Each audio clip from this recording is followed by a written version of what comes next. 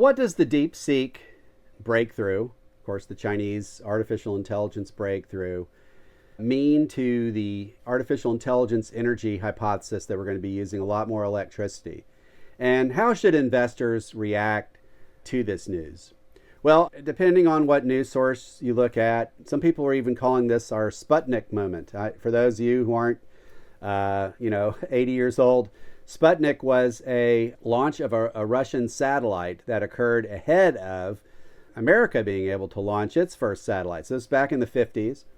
And it really called into question, I think, for a lot of people started doubting, is the United States actually a technological power? Isn't communism winning the battle for, human progress? So there was a big drop in the stock market and kind of a crisis of confidence. It sort of got people excited about, Americans very excited about going into space. And so the space race began there, right? And of course, as we know, 1969, the Americans were the first to land on the moon. Of course, there's a counterfactual also for all mankind that pretends that the Soviets actually made it there first, that the Americans weren't able to. So that, of course, further Sputniked, I guess, the world, and America became even more excited. It's a good series. Suffice to say, when Deepseek came out with this innovation, said, hey, we've developed this model that's almost as good, or, some people are claiming it's just as good as some of the models developed by the big 7 tech companies in the US for artificial intelligence, and a lot cheaper, and doesn't use as much energy because it doesn't use those advanced chips that these other models are starting to use. So it's kind of set off a crisis of confidence to some extent. The stock market in the US following that took a big dive, one-day dive, because that's how things work out today, right? I mean, everybody just shoots first, asks questions later. There's also more money passively invested in ETFs and so forth. It's just sitting around, so there are fewer decision makers. So it doesn't take a lot of movement on the part of the decision makers to really move stocks. So that definitely happened here. Not only did the big 7 tech stocks sell off, but also we saw a big sell-off in energy stocks, natural gas stocks, because natural gas will be powering has been thought of to power a lot of the electricity that will be needed to run artificial intelligence. Sell off in nuclear power stocks, same reason. Sell off in renewable energy stocks. Sell off in electric utility stocks. So again, kind of a full-on crisis of confidence, a lot of selling. And a lot of people are wondering, well, should we react? I mean, is this thesis that we've been betting on that we're going to be using more electricity for artificial intelligence, is that just hogwash now? Is that just all out the window now?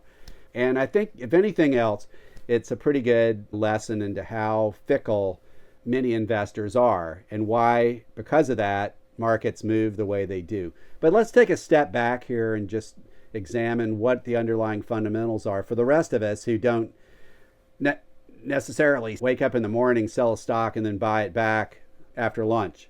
Take time to look at our investments, look at companies in terms of what sort of appreciation they can give us over the next 2 to 3 years, not necessarily the next 2 to 3 minutes. So from that perspective, I would say this is a pretty good illustration of, again, just how fickle investors can be and how markets can move in meaningless ways. Because actually, if you look a few weeks down the road, a lot of that damage to the stocks that got hit the worst reversed. And in fact, a lot of people just came back in and started buying, and the prices started going back up again. That's a pretty good illustration of where things are. Is there a fundamental reason here, though, that does undermine this case? And I think that may be what most people that are listening to this video would be interested in. And I think, again, a lot less than meets the eye in this case. First off, if you're looking at just electricity and energy, there's a lot of other things going on that are pushing up demand right now than simply artificial intelligence. One is reshoring of industry. The fact that the Trump administration wants business to locate within the United States. They're doing it by tariffs. They're doing it by cajoling. They started this in 2017. The Biden administration really did double down on it. So there wasn't any change. And now we're to Trump 2.0. and it continues. So what's happening? Well, a lot of reshoring business, a lot of factories and so on. You've heard about semiconductors. That was a big part of the Biden administration. They passed a major act there to encourage semiconductor manufacturing in the United States. But there's a lot of industries that haven't really made the headlines. Automobiles, for example. And if you look at individual utilities, for example, and every quarter they're going to tell you like what sort of customers they brought in, who they were and so forth. It's pretty huge, and particularly in the southern United States. So that's a big driver of demand. All these factories being built there.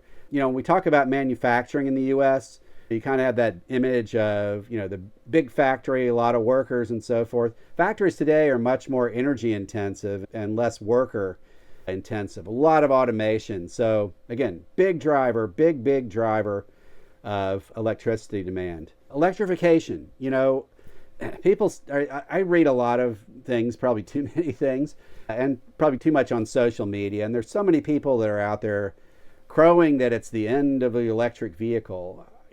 I would say definitely electric vehicles probably haven't grown as much or been adopted as much as a lot of the crazy, and I would call them crazy projections that we were seeing a few years ago.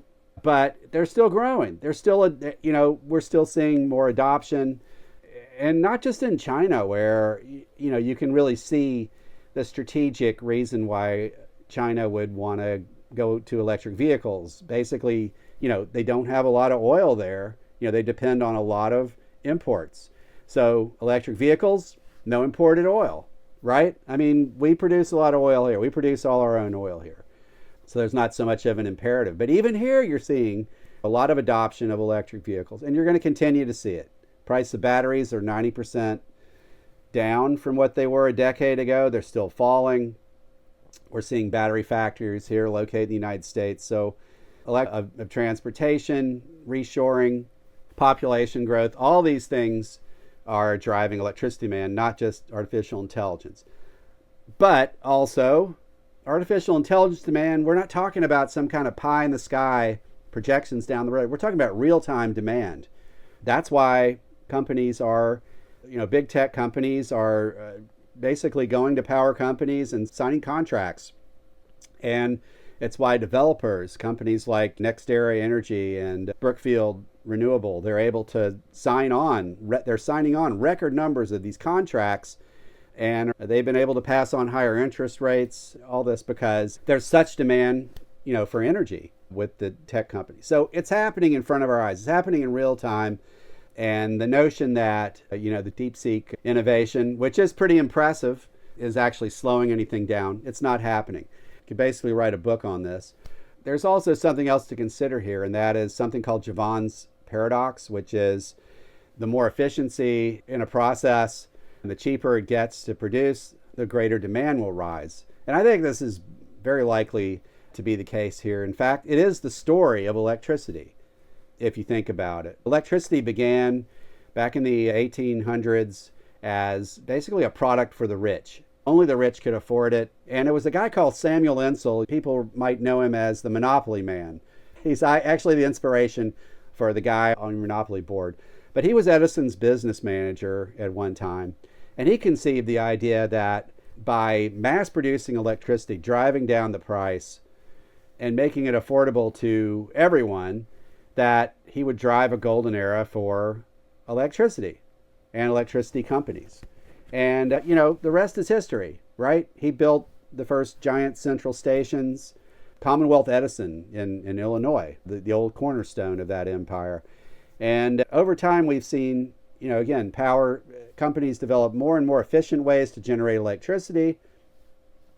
The solar energy revolution, unless you're just super ideological, you have to be very impressed. Partisanship really has no place in energy. We're trying to get all we can at the lowest price, safest, most abundant, cleanest. Just let industry do its thing, okay? In any case, this is what it's all about. We are finding cheaper and better ways to generate electricity. I think Deepseek, bringing down the cost of these models, is going to make them more accessible to people. There are going to be more applications. I think we'll see more energy use. So, yes, you can draw a lot of things from a lot of lessons from Deepseek, but the one you should not draw is that it's going to somehow lead to us using less electricity. We're going to use more. We're probably going to use a lot more AI, and that's the way it's going to work.